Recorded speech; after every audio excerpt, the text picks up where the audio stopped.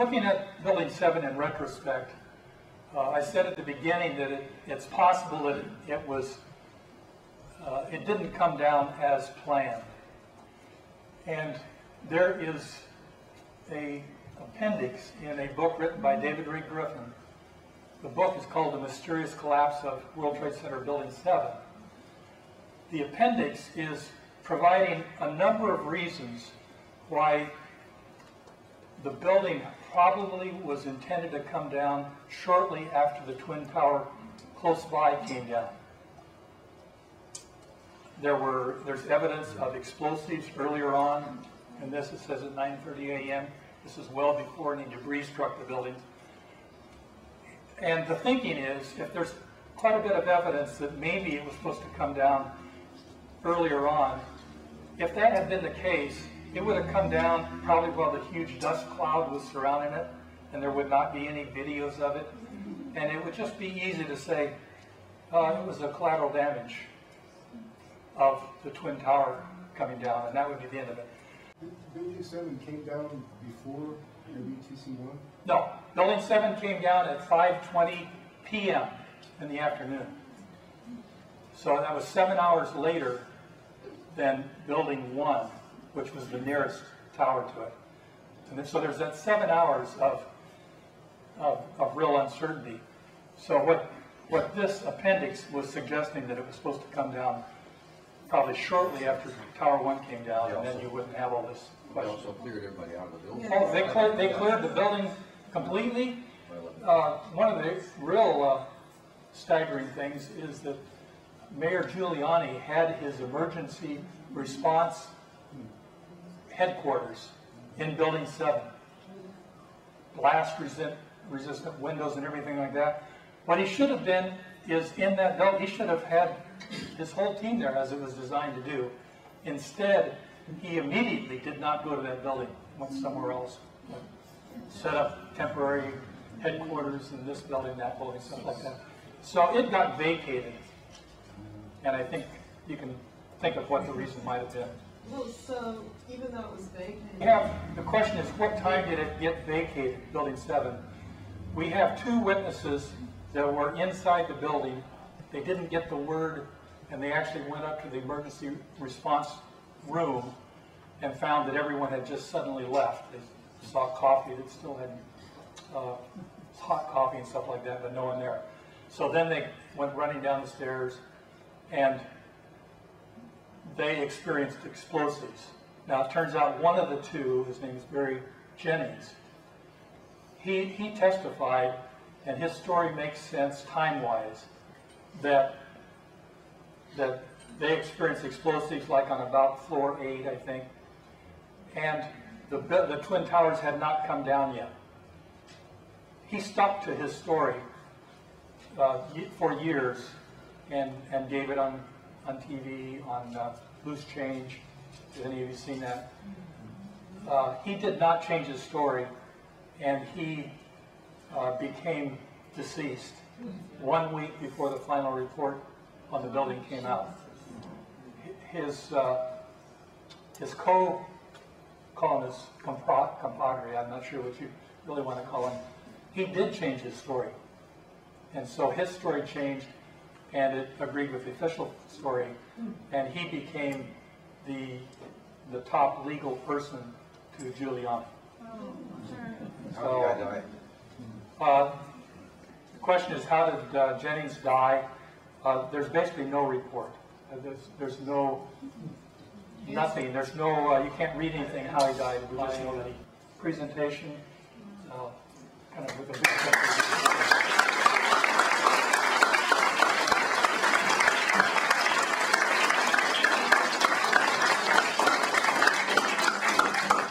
when I was thinking of melting steel, the thing that flashed through my mind, and I don't know the temperatures and all that, I was thinking of a steel mill, you know, the pictures they used to show of the steel in these forges and all that. I'm assuming the forges are a heck of a lot higher in temperature and so on than... Exactly, and some of the eyewitnesses, first responders, firefighters, basically described it like something you'd see in a steel mill. Just, I got two questions. One is, what was Giuliani's excuse for not being in his center, his emergency center?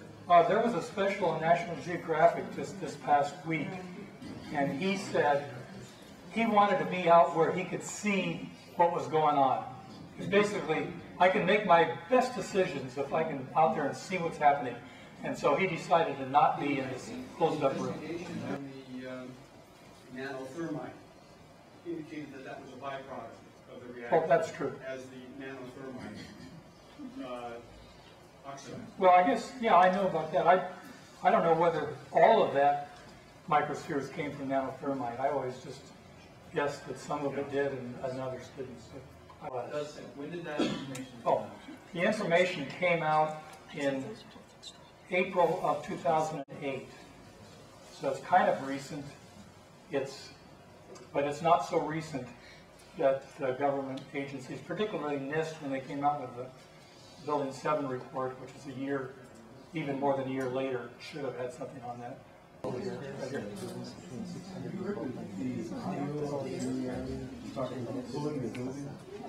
The question is, it actually you have the wrong person, but Larry Silverstein, who has a lease, he was the leaseholder for the World Trade Center buildings, all of the buildings, was on a television program of some sort, making a statement that it's been such a tough day, maybe the best thing to do is pull the building, referring to Building 7. And the term pull is used within controlled demolition field as meaning bring the building down. My own feeling is that I think he didn't stumble into that statement accidentally. I think it was part of probably a deal where he would put himself out and be vulnerable in exchange for something. That's my guess. There were some other things of that sort by other key individuals.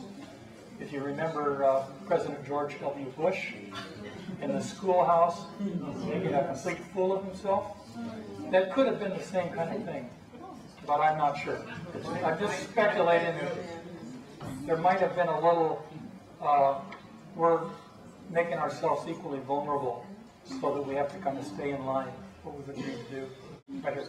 What aeronautical attorneys or group of attorneys do you have representing this group here and all of those other Americans? Okay, her question is what group of attorneys do we have, particularly representing the group that I'm associated with, Architects and Engineers for 9/11 Truth, to support what we're trying to do. I'm sorry to say that we don't have very much volunteer participation of attorneys. There is a separate group, Attorneys for 9/11 Truth, or lawyer, I guess it's attorneys, and they don't do very much. It's sad. We did though, we paid some attorneys. There was a group, well, it wasn't our group, but some of our members are a part of another group that sued for the video and photograph evidence from Building 7, from NIST. And that, it was resisted up until the bitter end, and it actually got sued, and the good guys won. Wow. And that was like 2 weeks ago. So there's going to be massive amounts of videos, records coming out. That was like around 3 terabytes of data that they were supposedly to release to this group. Unfortunately, some of the video of the World Trade Center 7 collapsing, the main thing that you see is the penthouse, the very top cave in. That is cut out of the video. There's 2 angles that they cut the video. You see the smoke going, cut, and then it just cuts. It collapses.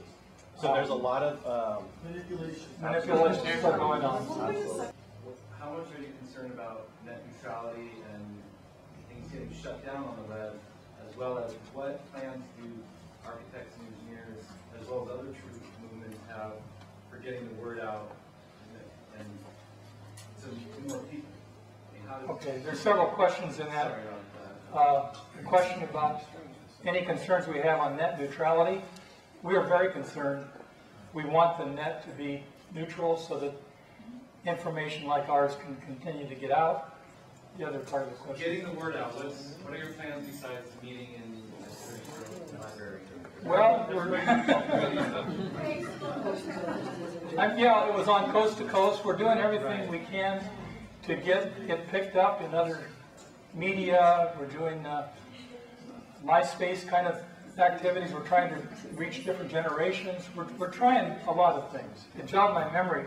When you're talking about manipulating video, this includes manipulating the audio portion of video. And there's more and more thought that the videos that we saw were high-passed in the audio so that you wouldn't hear the rumbling explosions. And because that's been kind of a ongoing topic, is how come we didn't hear the explosions like you would expect to have, and this is possibly why you didn't hear it.